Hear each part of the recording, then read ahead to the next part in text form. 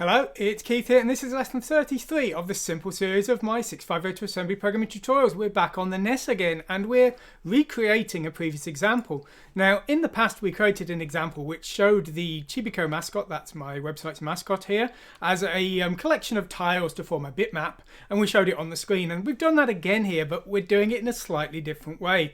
Now, in the past, I've always set up the NES with a mapper which allows for video RAM, which is where the pattern data that makes up the possible tiles is stored in random access memory. Now, that is actually an extension to the NES. The original NES didn't have that, and the original NES required the pattern data to be held in read-only memory. Now, I've always used RAM because, for me, I'm trying to write multi-platform games, make the same things work in the same way on different systems, and having ROM was a bit of a difficulty there. I have to do that on the Neo Geo, and it's a right pain, so I've always treated it as RAM. However, one of my Patreon backers was interested in, well, how do you do this with ROM? It's a perfectly legitimate question, especially if you're looking to burn your own games. If you're actually looking to manufacture your own games, then obviously the simpler it is, the cheaper it's going to be to do so. So today I wanted to do an example which recreated the previous example. However, this time instead of using RAM, we're going to use ROM. So that's what we've got. This is the new example here. We are showing the Chibico mascot, and as an added bonus, we've got a font here. So let's go over to our source code and let's start to take a peek at what we've got. Okay, so this is the new file, NES Bitmap CHR-ROM Advanced here. The original one was NES Bitmap Advanced. Now, in the original version, we had a section called Define Tiles. Now, what this was, is this would transfer our source bitmap data, which you can actually see here. This is the source bitmap, and this was transferring it from the cartridge ROM into the video RAM. Now, where's that? Here it is. So this was selecting a VRAM destination and transferring the data into RAM here. Now, the important thing to notice is, as I say, this doesn't actually exist on a default NES, and so we had to select the correct mapper in our cartridge header. Now, here is the cartridge header here, and this byte here, it's the top 4 bits here that select the kind of mapper. So we're selecting mapper 4 here, and that allows us to use the VRAM to show our mascot to the screen. Very good. So that's an example that uses video RAM to get our data to the screen there. However, this version doesn't do that. In this version, we are specifying mapper 0, and we have no transfer to routine to transfer any bitmap data. We've got these fill area with tiles routines. These draw the consecutive tiles in a grid, and these effectively get our character to the screen.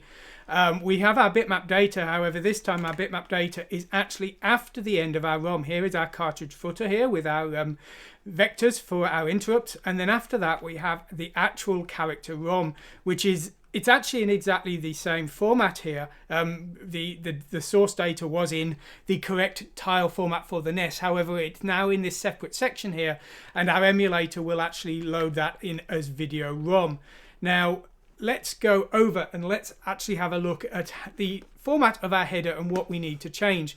So the mapper will relate to what hardware is available, so we need to select an appropriate mapper. As I say, mapper 0 is actually just fine for this example. Now, we need to set the correct number of banks of ROM for our program. Now, offset 4 defines the number of program ROM pages. Now, this is always going to be 1 in this example. We've got only one 16K block. The program ROM is in 16K blocks, and so we have 1 here in today's example, and in the previous example we also had 1. But you'll notice the byte after that was previously 0, and the byte after that is now 1, and the reason for that is the number of character ROM pages. Now, these are actually 8 kilobytes. That is the amount of V-ROM, I guess we could call it. And so when we specify a value of 1 here, we are telling the system we're defining one 8K block, and when we set this value of 1 here for the program RAM, we're defining one 16K block, and we do need to know what we're doing and how much data we're telling the system we've got, because if we don't structure our output file in the correct format, the emulator will complain and it will fail to load the ROMs correctly. So let's go over to our code and let's see that in action. So we've got our definition here. The first 4 bytes are the header here. 1 byte defined as 1 block of program RAM, that's 16K, and 1 here defining one 8K block of V-ROM. and you'll see at the end of our program here, after the cartridge footer, now this will go all the way up to FFFF, which is the end of the 64K range, and that is one 16K block because our cartridge actually started at C000 here. So that's one 16K block. So that is correct for the size of our program ROM. So what we need to do after that is we need to define our V-ROM. And so what we've got then is, first of all, we've got our font. So we're defining our font bitmap here, and this is in the correct tile format here. And then what we want to do is we want to have our Chibico mascot following that, but we want to have that start at tile number 128. However, the font is actually only 96 tiles. Now each tile is 16 bytes, and so we could space this by calculating it out. We could simply multiply 32 by 16 and use a DS to define the space that was required, but I thought we'd be a bit more flexible here. So what we're actually doing is we're saying here we want the next byte to be tile number 128, 16 bytes per tile. So that is the offset we want to end up as. And what we're going to do is we're going to calculate the correct amount of space to use. The star here isn't multiplication. The star here means the current program counter at this point in the assembly file, and we're subtracting the start of our cartridge ROM. So what we're effectively doing is we're calculating the destination we want to end up as minus the amount of bytes we've just used.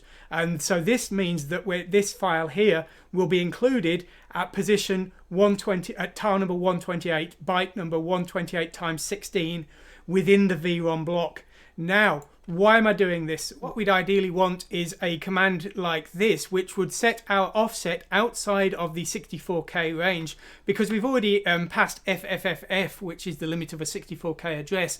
But because the rest of our cartridge follows on from that, the theoretical address would be something like this. However, VASM won't actually allow you to do that. It's malfunctioning and it's creating a cartridge over 64K in size, which is causing the emulator to fail.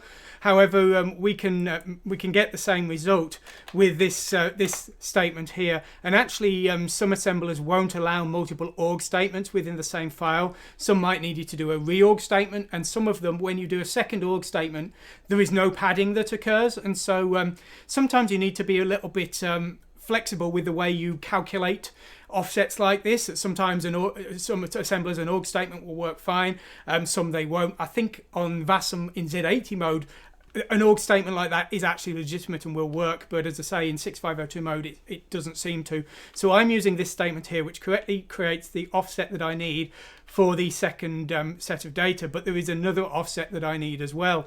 For the emulator to be happy, I need to pad this block to the 8 kilobytes that I told the emulator it would be.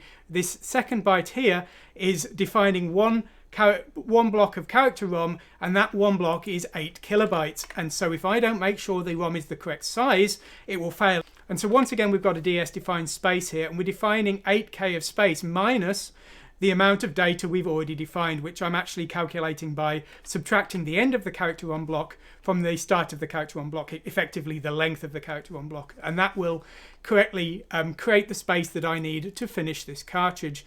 Now, if I run this here, you will see that it runs just fine. We've got a nice happy emulator there, but if I remove this space from the end and I try and run again, our emulator is quite unhappy. The screen shows nothing, and we get a corrupt file message because, as I say, the emulator isn't happy with what it's been given, and what it's given doesn't make sense to it, so it's refusing to work. So that's what we've got there. So that's how our header and our cartridge ROM work. How does the rest of the code work? Well, basically the same as the previous example, but we'll go through it quickly. Now, my code uses a variety of zero-page pairs. We're defining some labels here for pairs of zero-page entries, and we're going to use the zero-page from 40 onwards in hexadecimal. Now, these mimic Z80 registers just for my convenience as much as anything, but you don't need to know what they mean. You just need to know that H and L are a combined 16-bit pair for an address, and DE and BC, and so on. Now, we have one other zero-page entry, V-blanked. This is used to flag when VBlank occurs. There's some things we can only do during VBlank. Transferring data to VRAM, of course, is the most important one. And so we have an NMI handler, and this will update the VBlanked zero-page entry when the IRQ occurs. And in our cartridge footer, we are executing that as part of our interrupt handler here. So we've got our NMI handle being run there, and that will allow us to detect when VBlank occurred. At the start of our program, we're turning interrupts off, updating the stack is just setting it with a good value there. And then we are going to transfer our palette data. Now we have a palette defined. We are first of all selecting the palette RAM, which is at 3F00. We select that address with the port 2006. And then we are just transferring our palette data. There are 4 bytes in our palette, and here they are. If you need to know what those color codes mean, please see the Chibi Akuma's website. On the NES page, I do have a list of all of the possible colors. They're in weird NTSC format. They aren't anything nice and happy like RGB. They're a bit weird, but that's what we have to deal with. Okay. So once we've got our palette done, we can turn our screen on. So we turn our screen on with 2001. These are the settings we're using here to enable the background and things. So that's what we're doing there. And then what we're doing here is we're turning on the NMI. We need that NMI interrupt so that we can detect our VBlank. Okay, no defining tiles because they're already defined in character ROM, not RAM, they're in ROM. And so we're using this fill area tiles. We define an X and Y coordinate for the start. We define a width and height in tiles, a starting tile number, tile 128. Remember that was the first tile of our Chibico mascot as defined in the ROM. And fill area tiles will do the job. Now if we change the width here to 7 tiles wide and we run again, you will notice our Chibico ends up looking a bit like one of those slider square games. It's all a bit confused there because the way we draw it has to match the way it was defined in bitmap memory. The final thing we've got there is an infinite loop there. Jump to star. Remember, the star is the current program counter, so this just jumps to the current line, and that will go on forever. Wait frame. This will take advantage of that VBlank value. We can use this to wait for VBlank.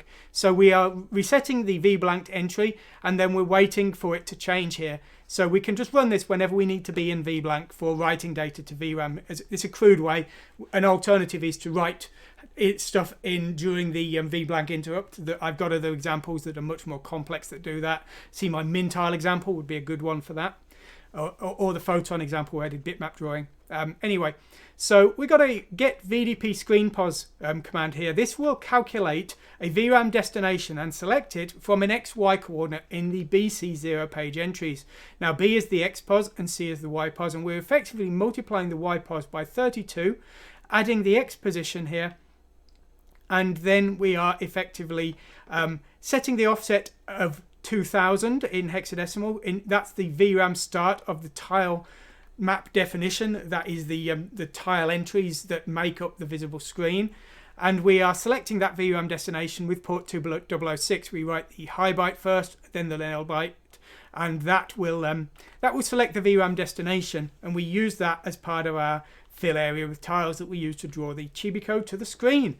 So what we're doing first here, we're backing up the starting tile number here. We're selecting the VRAM destination here, and then what we're going to do is we are going to basically consecutively write tiles to the screen. So what we're doing here is we are effectively transferring the tile number to the screen using this store to 2007 here. Now this is going to write that byte to the screen. Each tile on the screen is just a single byte tile number from 0 to 255. And so we're just repeatedly doing this and moving to the next tile after each one. If we didn't move to the next tile, we would just write the same tile to the screen over and over again, which would obviously create a bit of a mess there. We've just got the top corner of our Chibico character there. So we're doing that repeatedly until we've transferred all of our tiles to the screen here. Now, once we've done that, we are then resetting the scroll position. Every time we write to VRAM, we actually end up messing up the scroll position. And so we are resetting the scroll by writing the new X and Y offset to port 2005 here. That will reset the scrolling position. Now, our get VDP screen pos, as part of its functionality, waited for the VBlank before it selected the VRAM destination. So we're already in VBlank because of the use of this command here. So as long as we're not writing too much data during this transfer, we will be in VBlank just fine. So that's how we are making sure we're safe to transfer the data. Now the final part of the equation is actually getting bitmap data that you can use, and for that you can use my AkuSprite editor. It's free and open source. It's written in .NET. It's included in the downloads, and basically here I've got a bitmap file that I imported. It's the original Chibi Akuma's font here. I've just converted it to 4 colors for the NES, and then all we do is we go to the 6502 menu and we select NES Famicom, and save raw bitmap. And what that will do is it will actually break up this image, because this image is 256 pixels wide, but it will break it up into 8x8 pixel tile patterns, and it will export all of those tile patterns in NES format. And you'll notice it supports all the formats covered in my tutorials. So if you're not just interested in the NES, it will do those as well. So that's what I suggest you use. So there we go. Go to my website, download the source code, the build scripts. As always, you're welcome to use them in any way you can. If you somehow manage to use them commercially, go for it. Make whatever use of them you can. So hopefully you'll find them interesting. And so there we go. As I say, that's covering something that I'd been avoiding looking at, to be honest, because as I say, for me, VRAM was a simpler way when it comes to working in the same way on multiple systems. But this is a far more effective way if you're looking to write a simple game, and as I say, especially if you're looking to burn your own physical ROM cartridges. So definitely worth bearing in mind. Anyway, I hope you've enjoyed what you've seen today. Thanks for watching, and goodbye.